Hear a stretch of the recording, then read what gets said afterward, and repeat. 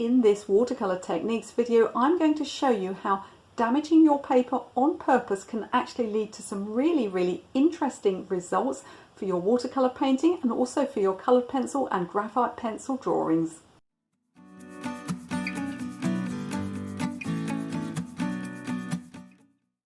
Welcome back to my channel. If we haven't met before, my name is Michelle, and on my channel you'll find watercolor tips and techniques as well as general painting and drawing and a little bit of business, social media and online selling for artists. So please do consider subscribing.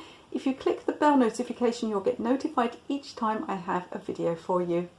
So in a minute I'm going to point the camera downwards and I'm going to show you three really interesting painting and drawing techniques. So this is all about embossing and scratching and cutting and sanding and scraping your paper in order to create some really interesting texture and line effects. And it's going to be useful for not only your watercolor painting but also for graphite pencil drawing and colored pencil drawing. So without further ado, let's get on and have a look at these techniques. So for my first technique, we're going to use a cartridge paper because we're going to be drawing, not painting, and we're going to use an embossing tool. So I've got this one that I bought from a local art shop. It's really snazzy. It's got different size points. Basically what you're looking at is a metal tool with a rounded end on. So this one, I don't know if you can see if I hold it a little bit closer, it's got a sort of a ballpoint end on. And in fact, if you don't have one of these, you can just use an old ballpoint pen with the ink dried up, or anything pointed that isn't sharp enough to cut your paper. Cartridge paper is much thinner than watercolor paper, so we want to be careful we don't cut a hole in it. You can also, on Amazon, you can get various different sizes of embossing tools. I'll put some links below. And even those tools that you have for nail art, they're really the same sort of thing, just a metal point with a rounded end. People use them for putting flowers and things on their nails. You can use those too. So any pointed object with a rounded end can be used for this. So why would you use it? Now, you may have done a pencil drawing in the past and there have been some fine white lines on. Imagine, for instance, a cat, my favourite subject. Imagine a cat with thin white whiskers. How on earth do you do it if you're only using cartridge paper and pencil? Now, the difficulty is that you have to leave a white gap, don't you, and try and go round those whiskers, and it's almost impossible. Now, instead of that, and instead of the other option, which of course is to go dark with the whiskers, instead of all that, you can use an embossing tool. So what this does is it dents the paper. So I'm going to make some marks across it, pressing fairly hard. I'll do a few marks in a different point sizes so we get some thin marks. This one's a really thin one. To be careful with this because I am in danger again of cutting a hole in the paper. And let's try, we've got one here that's really quite large, so we'll do that too. So I've got some straight lines there. This is a fantastic technique for any type of hairs or any fine crack lines like you might get on seashells, or any just tiny white details. Let's do some little spirals too. And you're probably thinking, well, I can't see anything, but you'll see it will all become clear once I draw over the top of it. So what I've got now is an ordinary graphite pencil, and I'm just going to go over the top. That was the very fine one there, and this one on the slightly thicker lines, and you can see those little white lines are appearing because what's happening is the pencil is skipping over the dents in the paper and leaving those white gaps. Now, it's mainly a colored pencil technique. As I said, you can use it for graphite pencil, but it was mainly invented for coloured pencil work. So once I put these coloured pencils over the top, and these are not watercolour pencils, these are standard coloured pencils. I think this one, is this a Polychromos? Let me have a look. Yep, Faber-Castell Polychromos. So those are really nice pencils. The other ones I've got are the Derwent Coloursoft. They're probably about the two best brands at the moment of coloured pencils, but new ones come out all the time. Now, can you see those lovely tiny fine white lines appearing? It's a really useful technique for your drawing, and I'm just going to lift it closer to the camera so you can get a better look at it. So that technique was great for pencil drawing. Now, what about painting? Now, I've changed my paper now, so I've got watercolor paper. Now, watercolor paper is a lot thicker and a lot more resilient than cartridge paper, so we can afford to give it a bit more abuse and be a bit rougher with it. Now the first thing I've got here is a craft knife. You can use any kind of knife. We have DIY knives in the UK called Stanley knives. I don't know if that's a brand you have abroad. And what you're looking at doing, you don't want to cut this way because you'll just cut a hole in your paper. But what you want to do is almost hold your knife as if you're trying to pick it up without curling your fingers round it too much.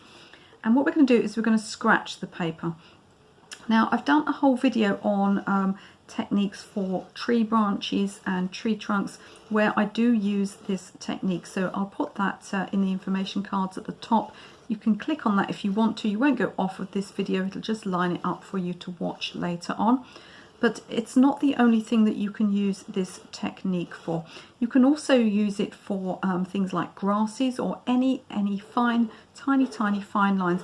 Now what happened with the pencil is that the pencil skimmed over the dents, but the opposite's going to happen with this technique. What's going to happen with this technique is where the scratches are, and they're scratches this time because we're using a sharp point, they're scratches rather than dents. Where the scratches are, the paint pigment is going to sit in those areas. It's going to be more attracted to those areas. So I've got a little bit of paint here, we've got a little bit of sepia, and you should be able to see how effective that is. Now with all three of these techniques you are permanently damaging the surface of the paper and it won't come back. So my suggestion to you is that you try out these techniques before you apply them to any of your paintings, and that's something that I always advise. Now I hope you can see these fantastic little dark lines that we're getting.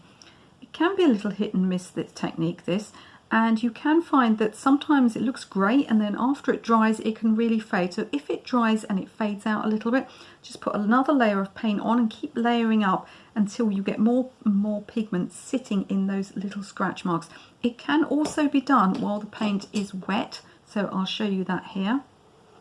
Let's go the other way so you can see that happening. Do be careful if you're doing it on wet paper though, because the paper is even more fragile when it's wet, and you are in more danger of making a big cut or something like that in your paper.